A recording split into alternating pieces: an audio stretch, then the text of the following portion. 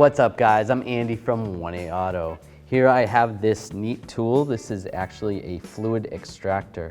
This comes in very handy when you're working in the automotive field. You can use this to suck oil or power steering fluid. It does come with different seals. If you have to suck brake fluid or coolant, you're going to switch to these seals.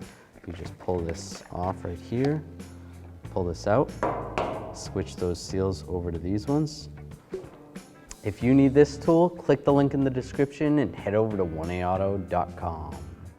Thanks for watching. Visit 1aauto.com, your place for DIY auto repairs, for great parts, great service, and more content.